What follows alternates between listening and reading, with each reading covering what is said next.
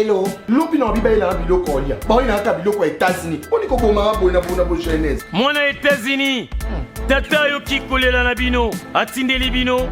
Maman Samira. Ndenge ozalaka na États-Unis okolia lokola mutu aza na mombele. Lokola mutu aza na ngaba. Merci mon bout. Wow. C'est mon bout. Bana États-Unis. Kolia bio et komi lolingi na bino. Pona kozwa mbisi ya kokauka tope mafuta ya mbila Chez Maman Samira. ata ozali na posa ya mbinzo ndakala mayebo safu ezali pebitoyo chez Maman Samira manso mazali eloko moko te yo koluko komona te Na ndenga mabete pona kozwa biloko ya détail. Yoka numéro 938 avenue Maurice na New York. adresse il y a entrepôt 12 40 avenue Randol dans les banques tala yoko banda koteka mbisi ya kokauka mongusu mafuta ya mbila ekokoma lokola bazoka na yo Yeah yo, kombone Maman Samira, makiamba e.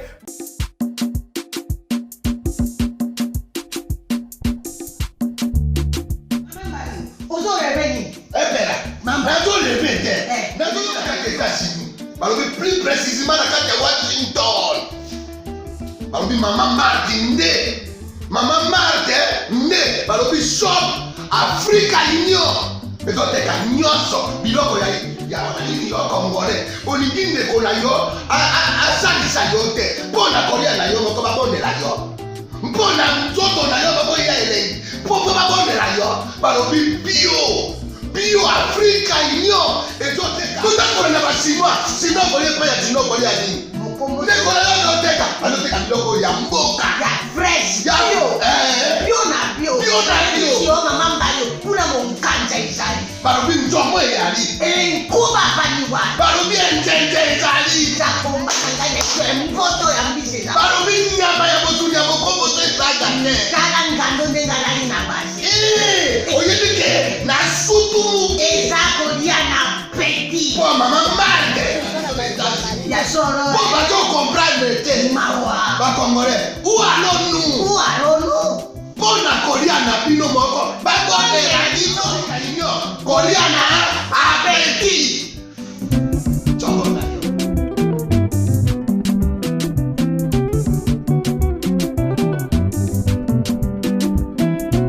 Mesdames et messieurs, merci de suivre le 3e numéro de cette semaine, Face à Face. Aujourd'hui, on va revenir sur les questions politiques maintenant et nous appesantir essentiellement sur la 4e République, parce que j'en ai parlé souvent et j'en parle encore.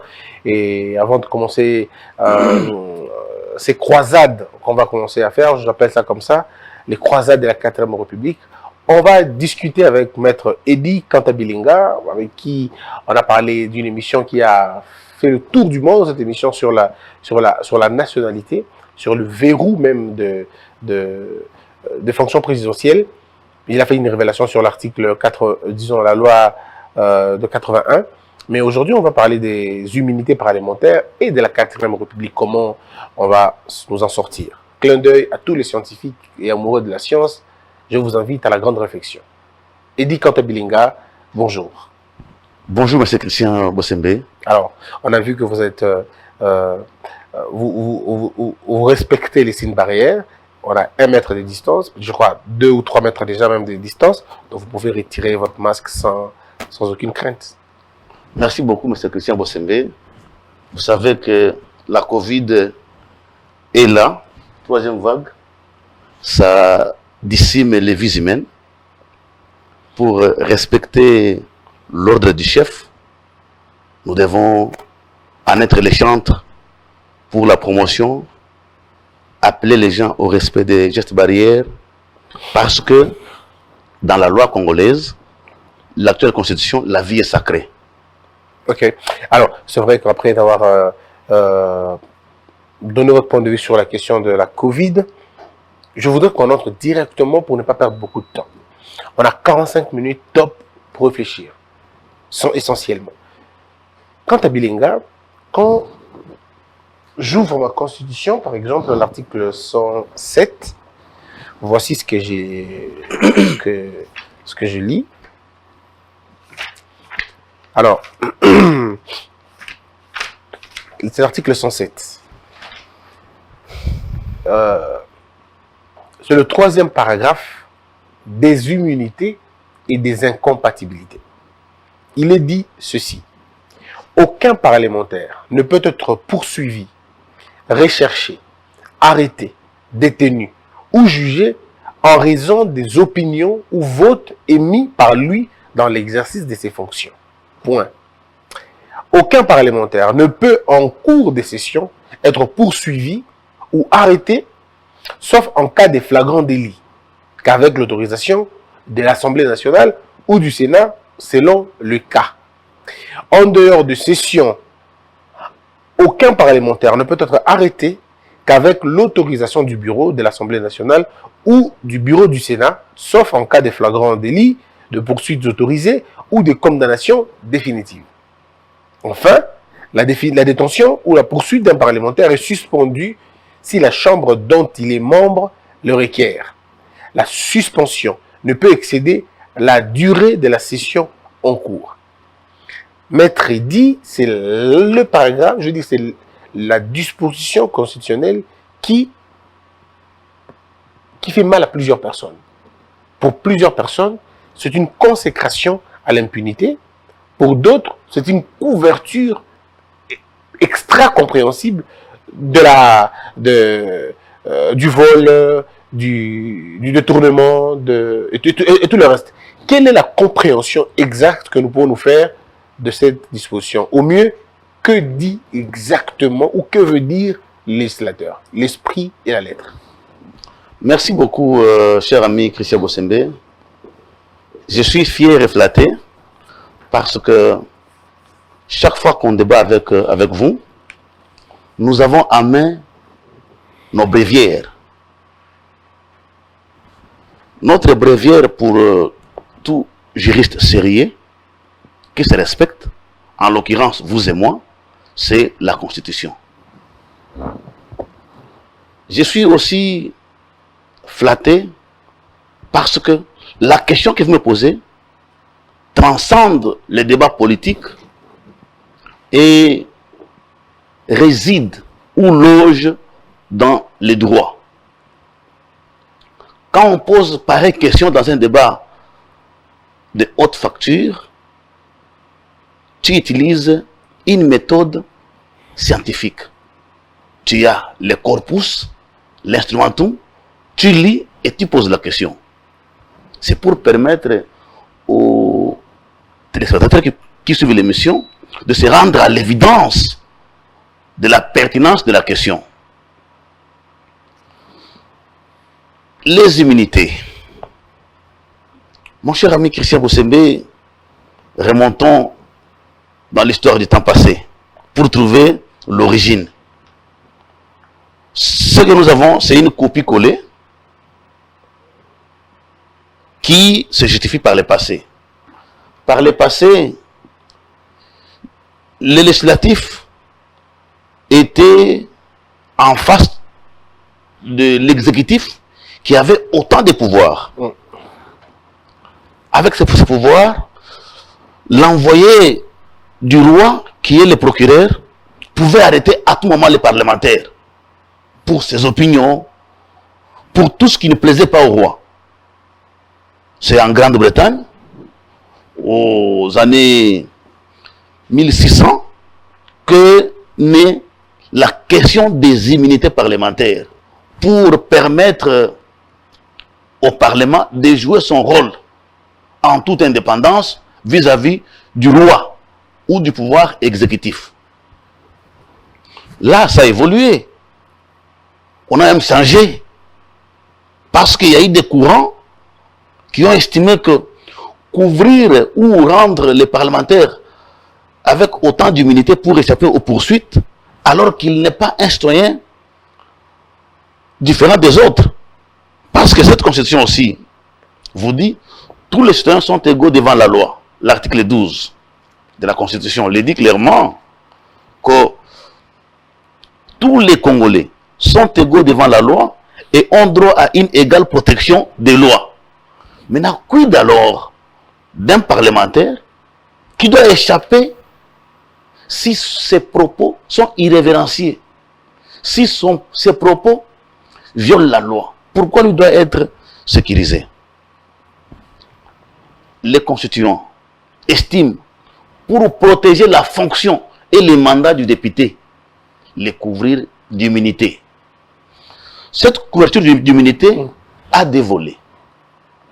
Il y a le premier volet, c'est l'irresponsabilité pénale du député, Du parlementaire. Du sénateur, du député provincial. On proclame à l'article 7, au premier volet, l'irresponsabilité pénale de ses propos pendant qu'il siège, pendant qu'il est en plein exercice de ses fonctions de député, de sénateur, de ses propos, de ses votes. Pourquoi? Parce qu'à l'époque, quand on votait contre la proposition du roi, tu pouvais faire objet de poursuite. Le roi était en train de diriger les débats parlementaires. Alors, pour les couvrir des députés qui avaient une opinion dissidente, on devait couvrir l'ensemble des députés des immunités. Cette couverture d'immunité, comme nous l'avons dit, en deux volets, c'est d'abord l'irresponsabilité. Quand vous prenez l'article 107, premier alinéa, il est interdit de poursuivre un député, de le rechercher, de l'arrêter, de le détenir ou de le juger pour ses opinions. Non, les opinions et les votes. Et les votes. Deux éléments principaux. Oui.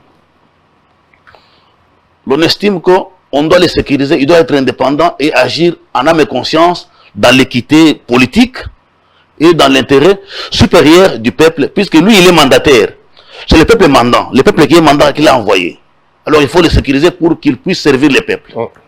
Deuxième volet, où les gens veulent frauder, c'est le volet des privilèges.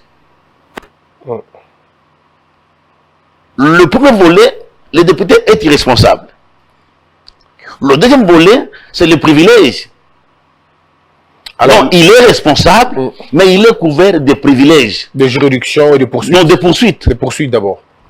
C'est ainsi, l'on dit, aucun parlementaire ne peut, en cours de session, être poursuivi ou arrêté, sauf en cas de flagrant délit, qu'avec l'autorisation de l'Assemblée nationale ou du Sénat, selon les cas. Ça veut dire, le parlementaire est poursuivable, mais il faut l'autorisation. Quand? Lorsqu'il est en session. C'est ça la nuance de taille. L'on dit, lorsqu'il commet les infractions qui ne cadrent pas avec ses fonctions de député. Ça veut dire l'opinion et les votes. L'opinion et les votes, on peut les poursuivre. Un député qui a tué, qui a tamponné, l'homicide involontaire, on peut les poursuivre. Qui a violé, qui a détourné. On peut les poursuivre.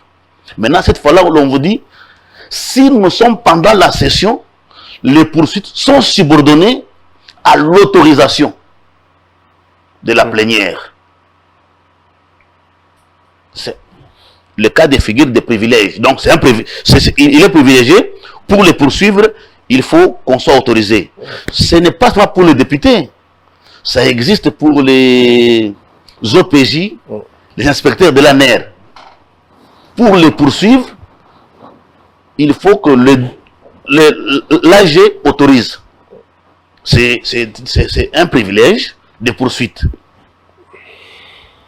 Dans ce deuxième volet, il y a un premier point, c'est l'autorisation quand on est en session.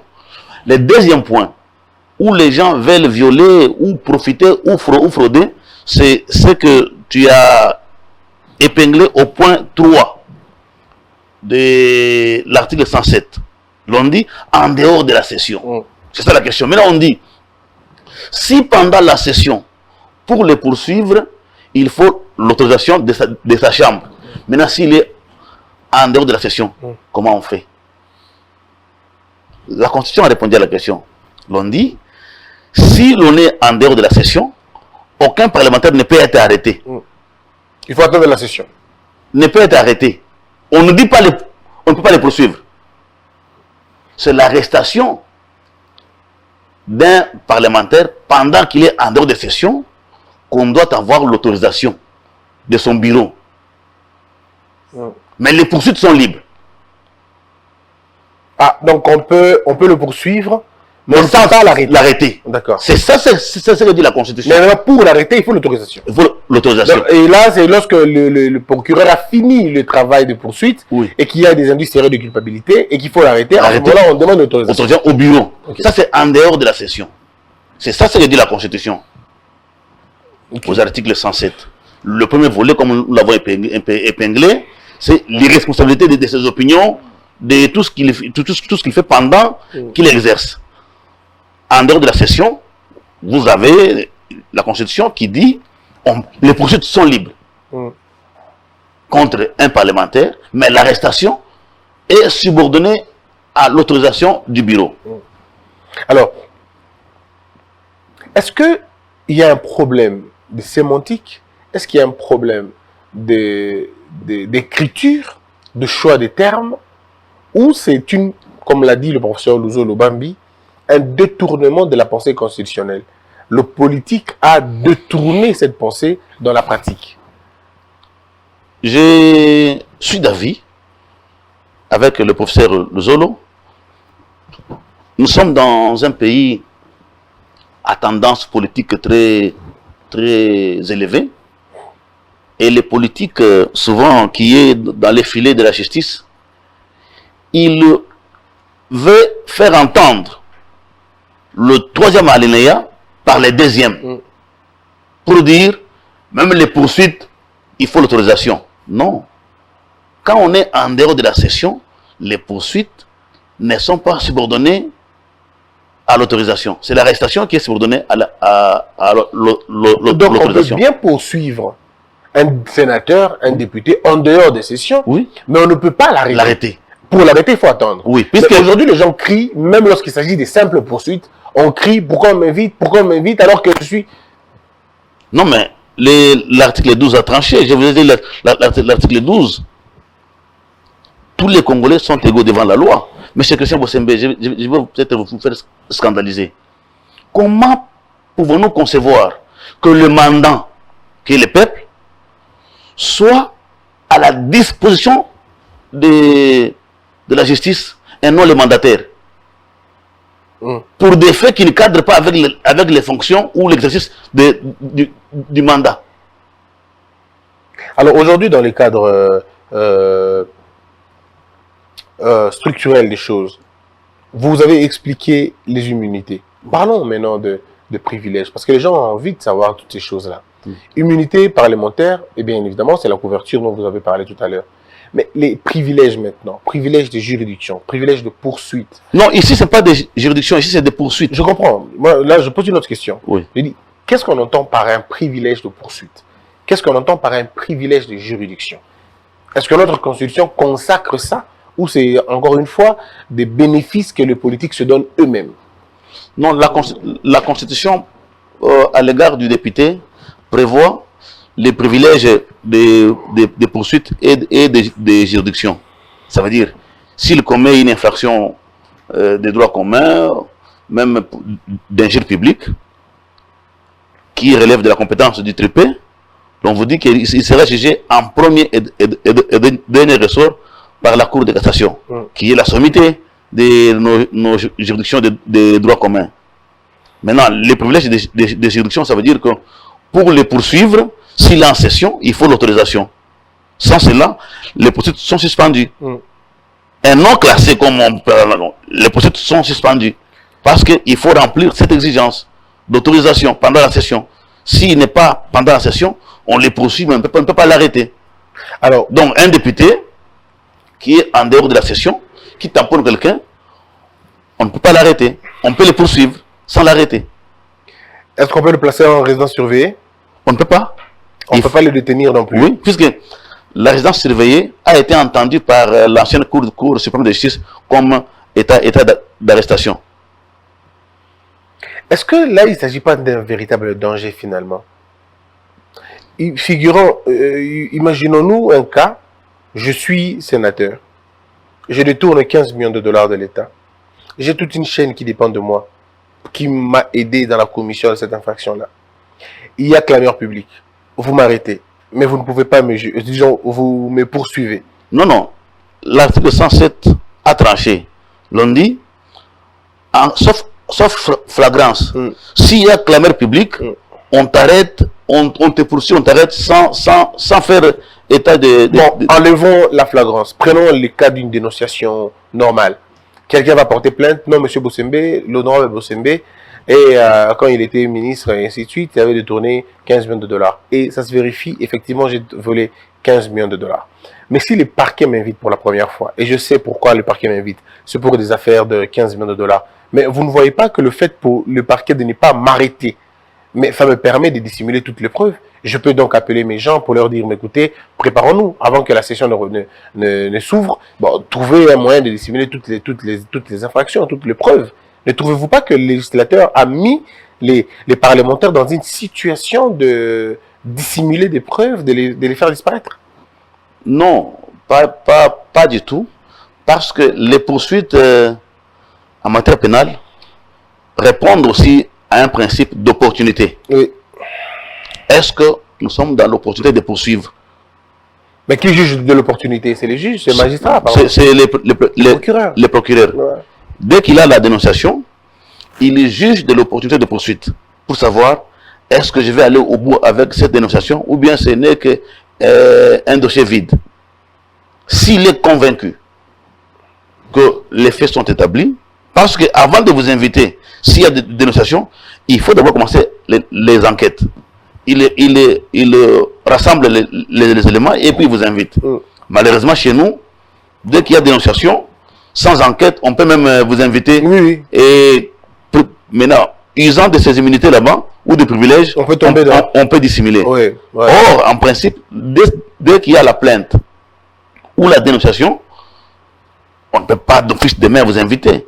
Il faut d'abord investiguer sur la plainte, avoir des éléments sur la plainte, nourrir la plainte et savoir que ce que nous voulons faire peut aboutir ou pas. Alors, si ça peut aboutir, on continue. Si ça ne peut pas aboutir, on classe la plainte. Alors, le cas Matata Pognon, les voix se sont levées pour dire que le procureur, d'abord c'était un conflit de juridiction à un moment donné, c'est la Cour constitutionnelle qui en parle, le parquet près la Cour constitutionnelle, on dit non, c'est le parquet près la cassation, et puis après le bureau a demandé deux demandes venant des deux côtés, de la cassation et de la Cour constitutionnelle, et puis aujourd'hui c'est la résidence surveillée, et puis ce n'est plus la résidence surveillée. Il y a véritablement une cacophonie qui fait comprendre aux gens qu'il s'agit bel et bien d'un acharnement et rien à voir avec un véritable dossier judiciaire. Qu'en est-il exactement? Oui, M. Christian Bossembe, c'est un cas de figure. S'il faut donner un point de vue objectif et scientifique, il n'y a pas d'acharnement dans le dossier Martha Pognon. Mais expliquez-nous parce que là, il y a... Oui, mais il n'y a pas d'acharnement. Le ministère public est régi par un principe, l'unicité du ministère public. Il peut arriver que les actes contre le sénateur Martha Pognon soient posés par le parquet près la Cour de cassation, par le parquet près la Cour constitutionnelle. La question se règle à l'interne. Comme dans le cas de litispendance ou de connexité. Celui qui a déjà posé les premiers actes d'enquête, il va demander le dossier à l'autre pour parfaire, pour qu'il n'y ait pas des instructions contradictoires. En vertu du principe de l'unicité du ministère public. Ça existe. Combien de fois nous avons déjà entendu qu'il y a des poursuites? Quelqu'un se plaint à la police, il se plaint au parquet et tout ça. Est-ce qu'il y a acharnement? Non. Celui qui a plus de pouvoir, il est préféré à l'OPJ. En vertu il fait une réquisition d'informations, il prend les dossiers pour parfaire les enquêtes. Qui peut le plus, peut le moins? Oui. Alors, mais dites-moi... Maintenant, dans les cas sous examen, il n'est pas aussi question de la compétence de juridiction au parquet. Nous sommes dans la phase juridictionnelle. Mais pourquoi on doit venir? Non, ce n'est pas la Cour constitutionnelle, ce n'est pas la Cour de cassation. On n'est pas encore là. Il faut attendre. Mais la phase préjuridictionnelle, ça veut dire que qui peut entendre un sénateur? Le sénateur peut être entendu par un OPJ, peut entendre un sénateur. Comment ça, un OPJ peut entendre un sénateur? Oui, en cas de flagrance, l'OPJ t'arrête, oui, il t'entend. Mais ça, c'est la flagrance. Oui, mais c'est une audition. Le ministère public, qui constate l'infraction, il peut être un magistrat de grande instance. Tu constates une infraction à charge du député, il peut l'entendre, mais cette fois-là avec l'autorisation de son chef. Il doit informer son chef, voilà, il y a un dossier contre tel. Le chef peut dire, je t'autorise à l'entendre ou donne-moi le dossier. C'est comme ça que la question se règle au niveau interne. Parce que là, le principe, c'est l'unicité. Maintenant ici, dans le cas sous examen, Mamata Pogno est poursuivi pour des faits infractionnels commis ou censés être commis pendant qu'il était Premier ministre. Mais c'est là tout le problème. C'est là tout le problème. Maintenant, la compétence étant d'attribution, c'est le parquet près de la Cour constitutionnelle qui doit les poursuivre. Pour quelle raison? Parce que là, le problème est à quel niveau? Les faits, je ne parle pas de faits. Oui. Les faits sont commis, un instant, allez-y. Les faits sont commis pendant qu'il était Premier ministre. La compétence étant d'attribution, les poursuites doivent être ouvertes à l'Office du progrès général près de la Cour constitutionnelle.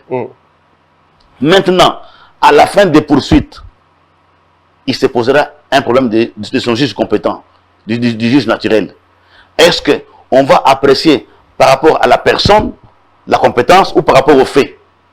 Parce qu'en droit, la compétence des juridictions, ça s'analyse soit par rapport à la personne, compétence étude ou personnelle, ou par rapport aux faits, compétence matérielle.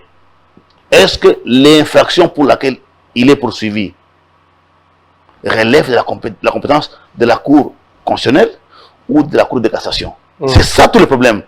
Mais justement, parce que on se dit ceci. Si l'on doit poursuivre Mamata Pogno par la Cour constitutionnelle, je dis par le parquet près de la Cour constitutionnelle, il n'y a pas un problème. C'est pour, oui, vous dites qu'il n'y a pas un problème, mais le problème, il n'est pas très loin. Oui. Parce que, finalement, c'est pour lever ses immunités. Oui. Alors, on va lever quelles immunités? Il n'est plus Premier-ministre. Oui. Quelles sont les immunités qu'on va enlever? Le Premier ministre... Pardon, ça vise le Congrès. Il faut le Congrès. Alors, on va réunir un Congrès pour enlever les immunités de quelqu'un qui n'en a pas. Non. Parce que Mamata Pogno n'a pas d'immunité en tant que Premier ministre, il a des immunités en tant que sénateur. Les immunités sont des fonctions et non personnelles. Oui. Les immunités sont des fonctions, relèvent de la fonction et non de la personne. Ça veut dire, quand vous exercez les fonctions de Premier ministre, c'est la fonction qui est couverte d'immunité et non la personne. Donc, le Premier ministre, pour l'entendre, il faut que le Congrès autorise, comme le chef de l'État. C'est la fonction et non la personne. Quand tu cesses d'être Premier ministre, tu restes à la disposition des juridictions des droits communs. Maintenant, pendant ce temps-là, tu es sénateur. La levée des immunités, c'est votre chambre, l'Assemblée nationale ou le Sénat, selon les cas. Maintenant, le juge compétent, la loi dit, quand on est membre du Parlement, c'est la Cour de cassation.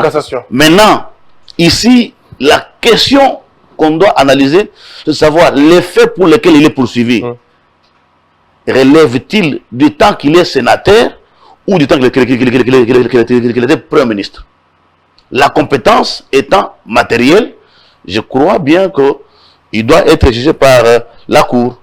Par la Cour de cassation? Non, la Cour constitutionnelle. La Cour constitutionnelle. Oui. Mais si c'est la Cour constitutionnelle, allez jusqu'au bout avec votre logique. Oui. Si c'est la Cour constitutionnelle, ça veut dire qu'il faut qu'il y ait un congrès.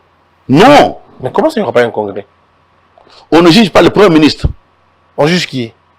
La personne qui a commis des faits à l'époque. Mais ça ne se dit pas comme ça dans la Constitution, Maître Dila, vous inventez. Non. Mais lisons la Constitution. Lisons la Constitution. Que dit, c'est l'article, rappelez-moi si vous pouvez vous rappeler, c'est... Sur la Cour, hein? Oui, c'est sur la Cour. Je crois que c'est là. Prenez les articles 140... 149, c'est la compétence. C'est le pouvoir judiciaire. C'est ça l'avantage avec vous, il faut être toujours outillé. C'est pas dans les articles sont. Les membres, la cour aussi. Ici. Oui, c'est l'article 166. Voilà. Je me retrouve. La décision de poursuite ainsi que la mise en accusation du président de la République et du Premier ministre sont votées à la majorité des 2/3 des membres du Parlement composant le Congrès suivant la procédure prévue par le règlement intérieur. La décision de poursuite ainsi que la mise en accusation des membres du gouvernement, ça ne nous concerne pas. Donc, ce qui nous concerne ici, c'est l'article 166. Il faut le Congrès.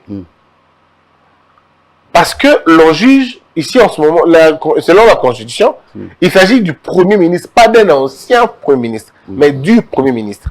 Du moment où on sait cette option, voilà, c'est un peu comme si vous voulez juger Kabila, vous allez dire qu'on va juger Kabila à la Cour constitutionnelle. Oui. Comment ça à la Cour constitutionnelle alors que lui, il est ancien président? Un ancien président, oui, qui est sénateur à vie, c'est un rôle protocolaire. Oui.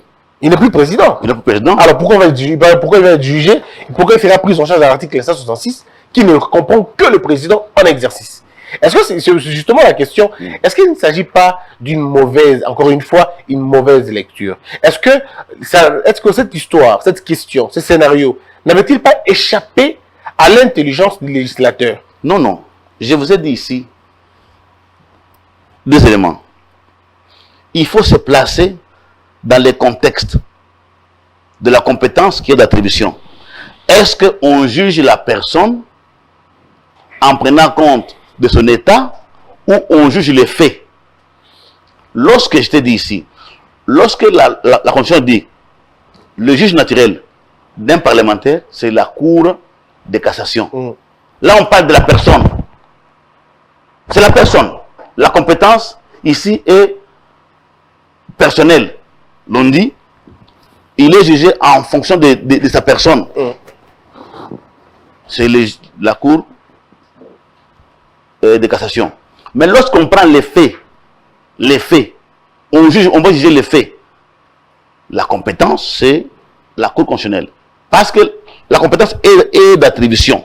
Comme je t'ai dit. J'essaie de comprendre, oui. Mais c'est plutôt les écrits de la Constitution qui m'embêtent. L'article 163. Non, la Constitution, notre Constitution a toujours une difficulté d'avoir tout réglé, mais sans tout régler. Sans tout régler. Parce que vous voyez, l'article 163 est clair. Oui.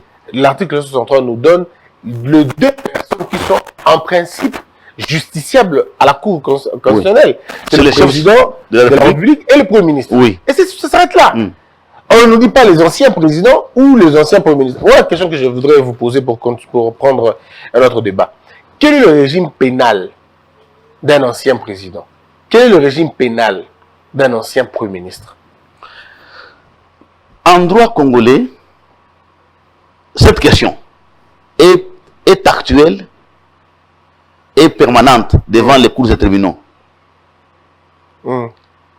Maintenant, l'on se réfère à l'OCJ sur les compétences et attributions pour statuer sur celui-ci ou celui-là. Ça veut dire l'ancien président de la République. Son juge naturel ne relève pas de la Constitution ici.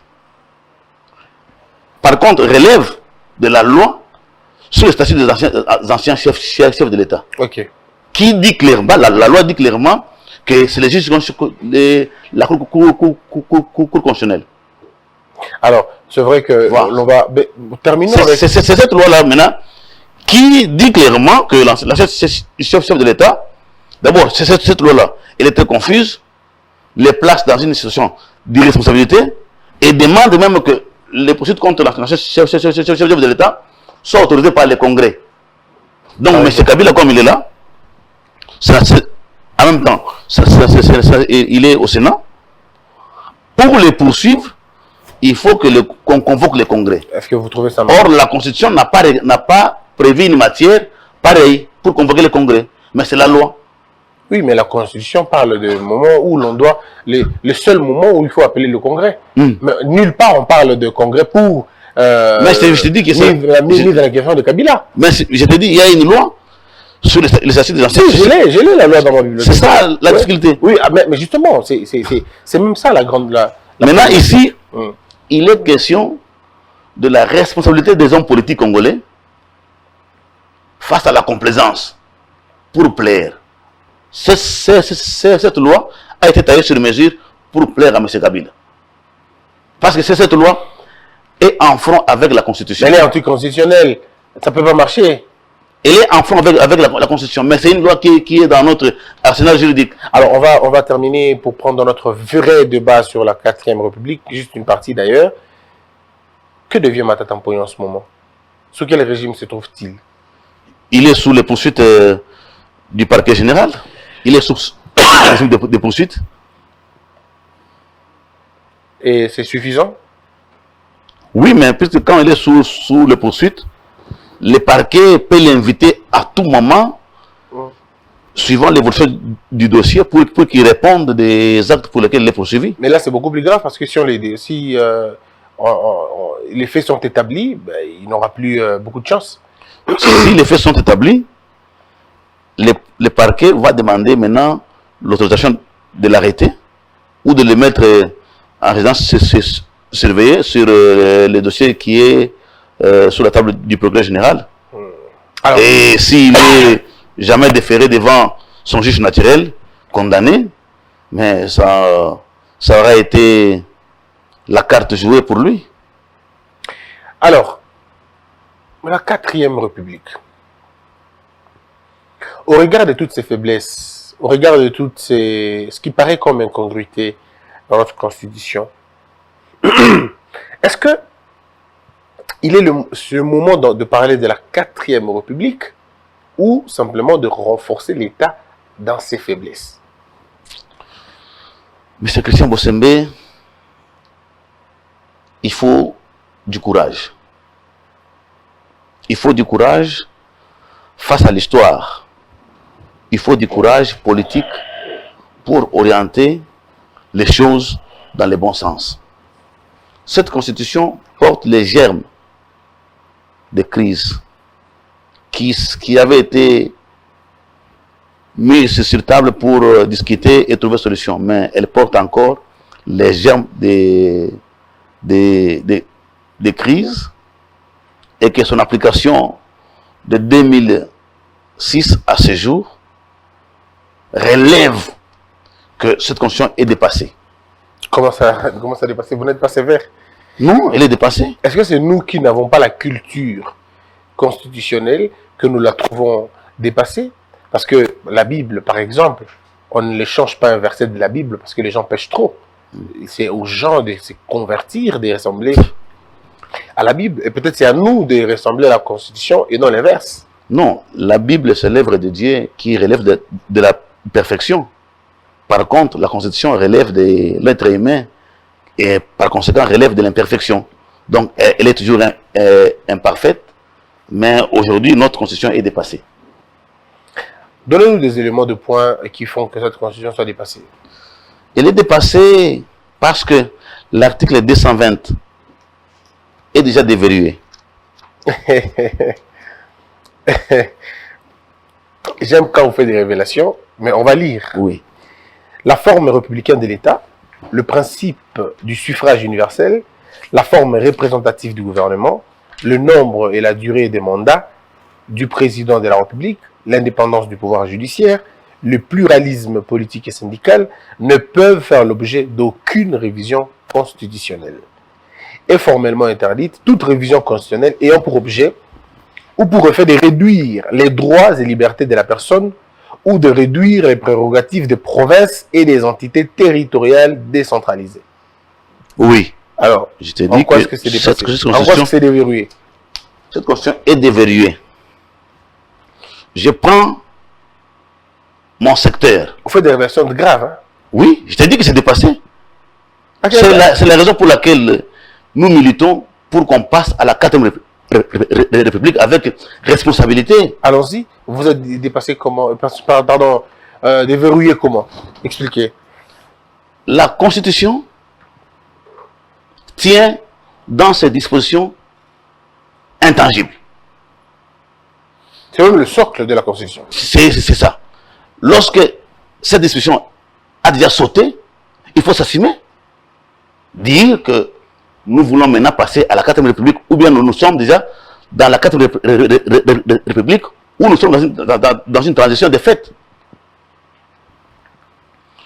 Lorsque l'article 220 dit ce qui suit, alinéa 2e, est formellement interdite toute révision constitutionnelle ayant pour objet ou pour effet de réduire les droits et libertés de la personne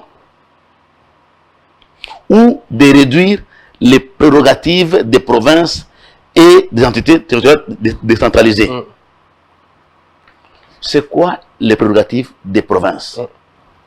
Nous prenons, je prends un article, l'article 172, je crois, non, 175, alinéa 2e. Le budget des recettes et des dépenses de l'État, à savoir celui du pouvoir central et des provinces, est arrêté chaque année par une loi. Oui. La part des recettes à caractère national allouée aux provinces est établie à 40%. Elle est retenue à la source. Ça, elle est retenue à la source. À la source. En place, aujourd'hui, on n'a pas appliqué ces droits reconnus à la province. On lui rétrocède. On lui rétrocède. Et il y a des impayements partout. On ne paye pas les assemblées ou les députés provinciaux. Pourquoi? Parce qu'on n'a pas rétrocédé les recettes. Là, c'est une violation de la loi, pas un dépassement. Non, la loi, pas un déverrouillage. Mais quand on dit on ne peut pas, mais en pratique on fait autre chose. On a violé, mais on n'a pas déverrouillé. C'est déverrouillé. Puisque à la place, on a déverrouillé des faits. Je te dis ici. Ah oui, des faits, oui. On dit retenu à la source.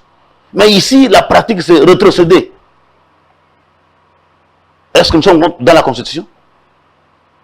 Nous ne sommes pas dans la Constitution. Mais ça ne veut pas dire... Alors, c'est l'article 220. Notre article est peut-être transgressé, non, mais il n'est pas déverrouillé. Déverrouillé, mais pour que ça... Oui, des faits, oui, je suis d'accord. Mais nous, on ne parle pas des faits, on parle des pratiques, de faits. Même si c'est les faits. Oui. Hein? C'est les faits qui créent les droits, et non les droits qui créent les faits. Je suis d'accord avec vous.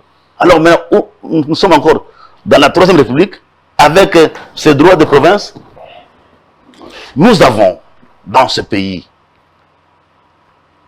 la loi prévoit comment être organisées les provinces. Vous avez les assemblées qui éjectent leurs gouverneurs, mais réhabilités par le ministre de l'Intérieur. Oui, mais là, c'est la faiblesse des hommes, encore une fois. Est-ce que vous confondez la faiblesse des hommes, la faiblesse des institutions, les droits, à la volonté de la 4e République? Nous parlons des droits. Parce que nous pouvons aller à la 4e République et avoir les mêmes erreurs. Non, je t'ai dit d'abord, les droits. Je suis bien d'accord avec vous. Les droits.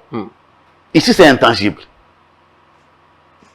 Quand on sort de la Constitution, dans son article verrouillé, dans son article phare, assumons-nous. S'il faut s'assumer, il faut faire quoi? Mais il faut passer à la 4e République. Qu'est-ce qu'il y aura dans la 4e République par rapport à ça? Juste par rapport à cette disposition-là, qu'est-ce qu'il y aura dans la 4e République? Dans la 4e République, nous aurons d'abord la forme de l'État qui n'est pas ici. On aura quoi comme forme républicaine de l'État?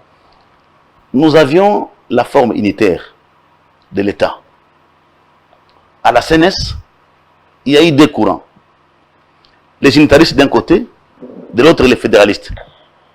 Le fédéraliste avait gagné. On avait élaboré une constitution de la République fédérale du Congo. C'était la forme de l'État. Dans cette constitution... qu'on n'a jamais appliqué. Qu'on n'a jamais appliqué. Dans cette constitution, on n'a pas la forme de l'État. Dans cette constitution, on n'a pas la forme de l'État. Non, comment ça, on n'a pas la forme de l'État? Nous ne sommes pas ni dans l'État unitaire, ni dans l'État fédéral. Attendez, maître, attendez, on va lire la loi. On va lire la loi, c'est... L'article 1er. Oui, l'article 1er. Ne le dis pas. Oui. La République démocratique du Congo est dans ses frontières un État de droit indépendant, souverain, uni et indivisible, social, démocratique et laïque. Ça ne dit pas. Attendez. Il n'y a pas. Tout constitutionnaliste sérieux te dira que la Constitution n'a pas de forme. Ou c'est moi qui ne vois pas. Non, il n'y a pas. Je suis peut-être... Non. Je suis peut-être... Monsieur Christian Bossembe, vous êtes un juriste pointu. Non, là, certainement, je suis corrompu par vous, quoi. Non, non. Ah, c'est pourquoi je ne vois pas. Non, pas. Mais nous avons aussi des... Mais quelle est notre forme républicaine?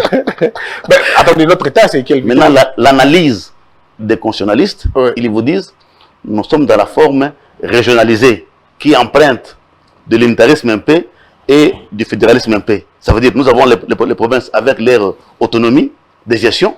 Ça, c'est purement le fédéralisme. L'unitarisme, vous avez le contrôle du ministère de l'Intérieur sur les provinces. Non. Assumons-nous. Prenons la forme de l'État. Et ce sera quoi la forme de l'État dans la 4e République? Les Congo, nous sommes chantres de l'unitarisme. Il faut qu'on revienne à l'unitarisme. Oui, c'est la forme qui convient à Mais il y a l'État. beaucoup de dérives dans l'unitarisme. Non. On tombe généralement sur la concentration du pouvoir au niveau central. Si nous sommes dans l'unitarisme, c'est la communication qui a posé problème qu'on tombe dans la concentration exiguë du pouvoir. Parce que celui qui est à Kabia-Kamanga maintenant, comme administrateur du territoire, n'a pas les moyens de communication de son chef hiérarchique ici à Kinshasa. Ils n'ont pas de courant. C'est un problème de communication. Alors, le système politique doit être lequel? Maintenant, à part la forme de l'État, les régimes politiques, on ne l'a pas aussi. Comment ça on appelle le système politique? Je te dis, on l'a pas. Non, mais attends, comment d'abord on comprend un système politique?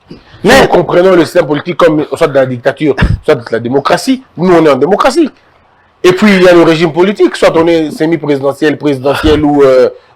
mais quel est notre régime politique? les constitutionnalistes sont d'accord avec nous qu'il s'agit d'un régime semi-présidentiel. Mais quand on prend les éléments de ces régimes politiques, nous trouvons quelques éléments dans la Constitution, mais le pouvoir est entre les mains du chef de l'État, malheureusement. Le Premier ministre devient figurant. C'est ainsi que un des constitutionnalistes corrompus par le pouvoir vous dira primo ministériel. Bien sûr. Pourquoi? Puisque pour lui, il estimait que le Premier ministre avait plus de pouvoir. Mais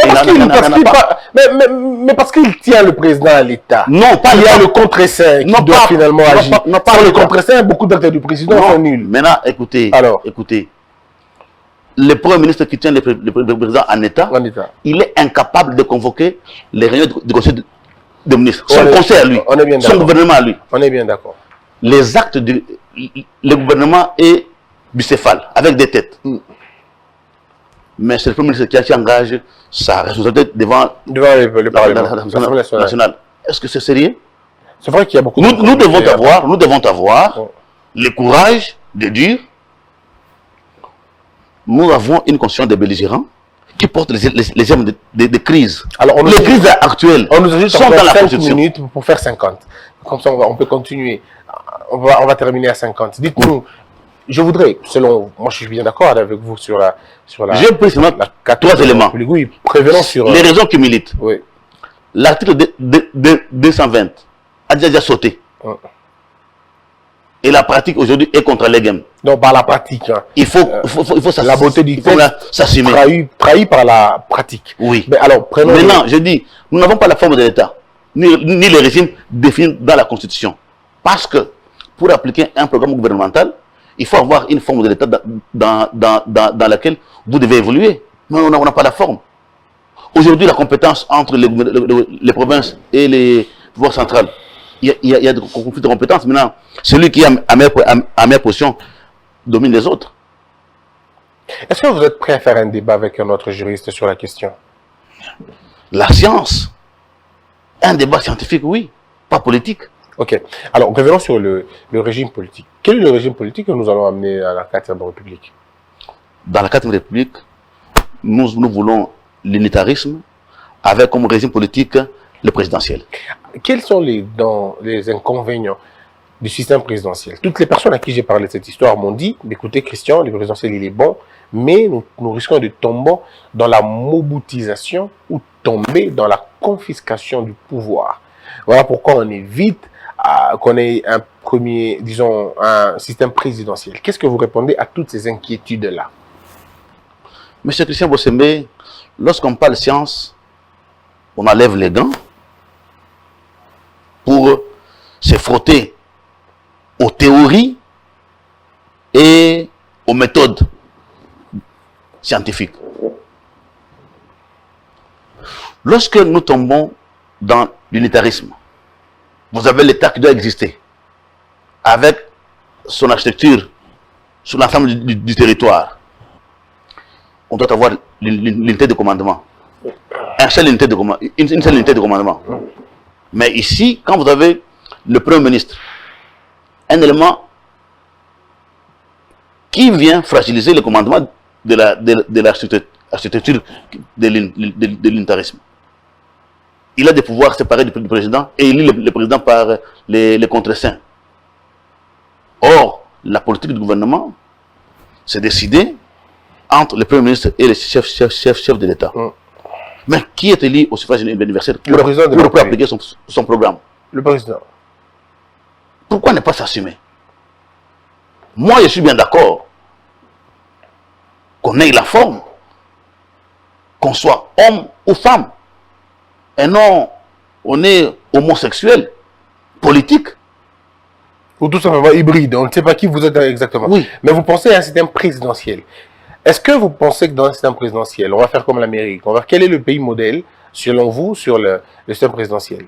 Les États-Unis d'Amérique, c'est donc on aurait le modèle parfait, rationalisé. On aura donc un premier ministre, pardon, un vice-président. Oui. Et c'est lui le dauphin du président. Oui. Et le Sénat, qu'est-ce qu'il fera en ce moment-là? Le Sénat, on va le supprimer. Mais le Sénat va rester pour jouer son rôle de deuxième lecture. Puisque la Chambre basse, c'est une Chambre hautement politique. Oui. Dans l'ambiance politique, on peut faire tout passer. Mais le Sénat peut être là pour un peu tamiser. Mais oui, ok, je vois. Pour un peu refaire les choses dans un cadre moins réduit. Et puis... Mais en cas de conflit, c'est toujours l'Assemblée qui l'emportera. Ou alors, maintenant, vous déverrouillez ça. Il n'y a pas que ça. Il n'y a pas que ça. Oui. Avant qu'on puisse avoir les points de vue prépondérants de la Chambre basse, vous avez la commission paritaire qui doit statuer pour harmoniser les points de vue. Oui. C'est en cas d'échec qu'on peut avoir le point de vue de l'Assemblée, puisque là, c'est politique.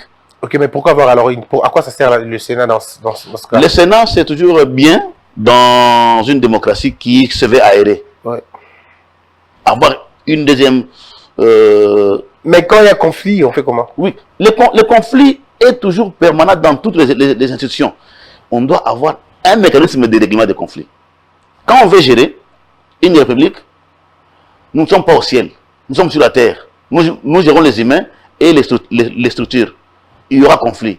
Maintenant, c'est la capacité de mise en place d'un règlement des conflits qui doit être permanent, qui doit exister.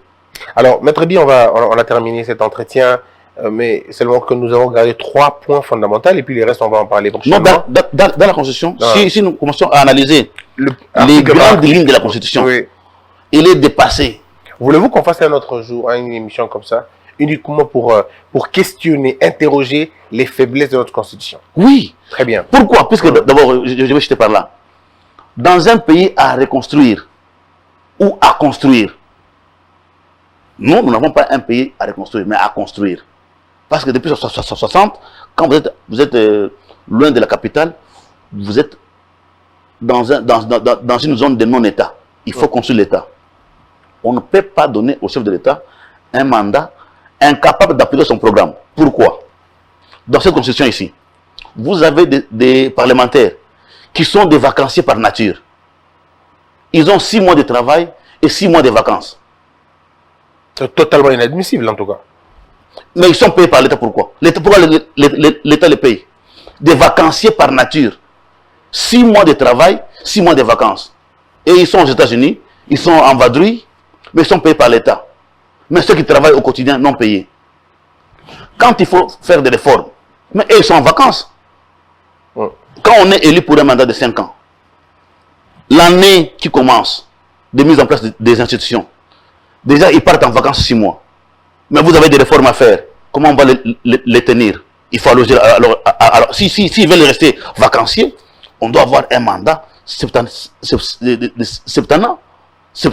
Alors, donc vous pensez dans la 4e République, c'est le mandat de 7 ans. Mais puisque vous avez des vacanciers, les réformes passent par la chambre, des deux chambres du Parlement. Mais quand ils sont en vacances, comment vous allez faire des réformes? Puisqu'on dit qu'il faut modifier les lois. Il faut plutôt réduire leur temps de vacances. Si il faut réduire le temps de vacances, oui, le mandat peut être de 5 ans. Oui. Si on doit s'accrocher à leurs vacances pour rester dans les gestions classiques, comme partout ailleurs, là il faut avoir le courage de dire nous voulons un mandat de 7 ans. Mais aux États-Unis, votre pays modèle, qui est le mien aussi d'ailleurs, oui, ils n'ont pas 7 ans de mandat, ils ont 4 ans. Les États-Unis, c'est un pays qui a des infrastructures, qui a traversé des siècles, qui fonctionne normalement. Je te dis, quand on quitte Kinshasa ici, ou même à Kinshasa ici, certains quartiers sont déconnectés du ministère de l'Intérieur. Comment voulez-vous que dans pareil état, le cadre de communication est très important dans la gestion de l'État? Dis, moi je suis chef de quartier de Benzal. Il y a un cas d'insécurité dans mon quartier. Je suis incapable de communiquer avec l'autorité pour une intervention rapide. Le temps que prendra la communication pour arriver à atteindre l'autorité, qu'est-ce qu'on fait? Ben, il y a des... Dans un premier temps, si nous voulons prendre en considération nos propres réalités, la 4e République doit avoir un mandat présidentiel de 7 ans. Très bien. On a terminé, on va se lever pour terminer cette émission. Merci beaucoup, Kanta Bilinga Edi. Je rappelle que vous êtes avocat au barreau de Kinshasa Gombe et vous êtes en même temps un collaborateur très proche du courant de la 4e République. Et vous êtes cofondateur, on va dire. Vous parlez du courant le septennat, le système présidentiel, la forme de l'État, que vous voulez unitaire, que nous voulons d'ailleurs unitaire. Et alors, mais est-ce qu'il est important maintenant de faire des colloques, de faire des ateliers, de faire des conférences? Parce que il faut commencer à annoncer ça au peuple, que le peuple commence à intégrer ça, à voir les incongruités qu'il y a dans ce qu'ils appellent comme constitution, et pour qu'on ait autre chose. Est-ce qu'il faudra changer la constitution alors dans ce cas? Non, mais il faut la changer carrément. Non, pas modifier. Il faut la changer. Il faut la changer et passer à la 4e République. Avec une nouvelle constitution. Pourquoi? Monsieur Christian Bossembe, lorsque les réformes de la société ont pour fait générateur les ambitions et les positionnements politiques, on ne fera pas long fait. Alors, ce débat de la 4e République doit être un débat citoyen. Il faut des colloques. Il faut des débats scientifiques. Pourquoi? Je vais vous faire rire. À la veille du vote du référendum de l'actuelle constitution, tu sais qu'on avait interdit le débat à l'université, d'en débattre, pour faire savoir aux savants ou à l'élite congolaise, voilà ce qu'on a de constitution. Je vais te faire rire. L'État congolais sur la souveraineté, l'on dit ici, l'article 9, l'État exerce une souveraineté permanente, notamment sur les sols, les sous-sols, les eaux et les forêts, sur les espaces aériens, fluviaux, lacustres et maritimes congolais, ainsi que la mer territoriale congolaise et sur le plateau continental. Ce sont bien, mais ce n'est pas son bien. Ce sont bien. Mais il exerce une souveraineté permanente. Non. Les sols, les sous-sols appartiennent à l'État. Ce sont bien. Il peut en disposer. Lorsqu'on dit on exerce une souveraineté permanente, on gère pour qui? C'est tout qu'on a comme aujourd'hui des difficultés de gouvernance. Mais il y a une chose qui me fait rire aussi. Pourquoi c'est dans la Constitution qu'on trouve la question comme la CENI, la dette? C'est parce qu'on veut tout. On avait en tête la question de régler une crise politique. Et pour garantir les uns et les autres, on a tout mis dans la Constitution. Mais pas de crise sociale. Crise sociale, non. Ça c'est l'affaire de allez-y, vaquez à vos occupations. Non, c'est notre affaire de positionnement et des ambitions politiques. La loi, on va terminer, il y a l'article 17 ou 18. Je vais voir. Voilà. Voilà. Ici, il est dit clairement que la liberté individuelle est garantie. Elle est la règle, la détention est l'exception. Oui. Ça, c'est le principe. Le principe, oui. Mais quand on arrête quelqu'un pour motif de viol, ou quand on apprend tout simplement que c'est une affaire de viol, on l'arrête d'abord et la liberté devient une exception. Et quand on pose la question, pourquoi on dit non, mais il faut laisser cette loi-là comme ça. Mais à un moment donné, je me dis, mais... Mais puisqu'on ne veut pas s'assumer, quand on s'assume, dans une société, tout le monde doit être libre. Comment ça va se régler la question de... Donc la détention doit être une exception. Ça veut dire il faut qu'il y ait des indices sérieux de culpabilité qui résultent d'une enquête objective.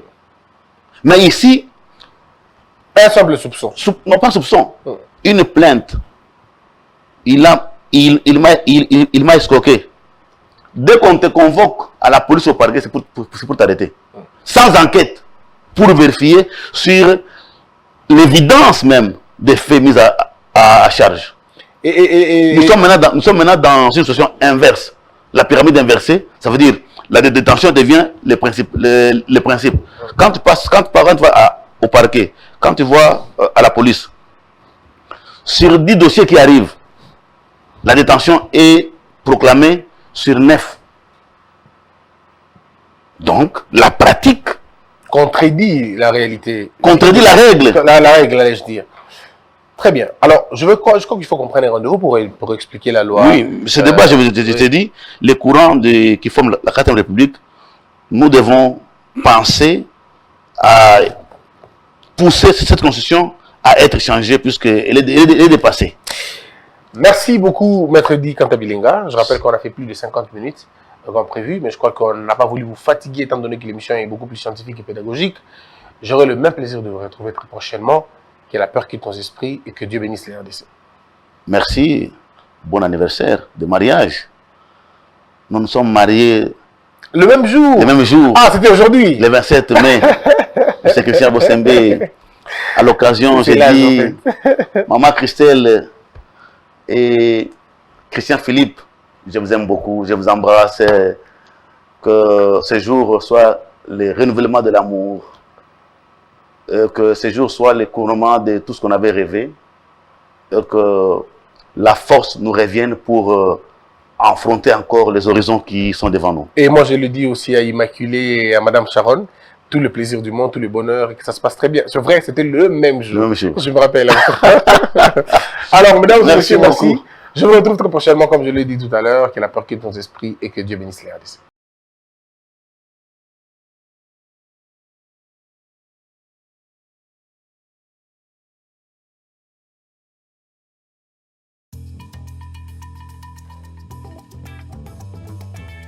Les parfums d'Igor, fabriqués à base de plantes naturelles. Aïcha vous offre Santal Chic, Neptune, Aïcha Igor de Paris, maintenant à Kinshasa.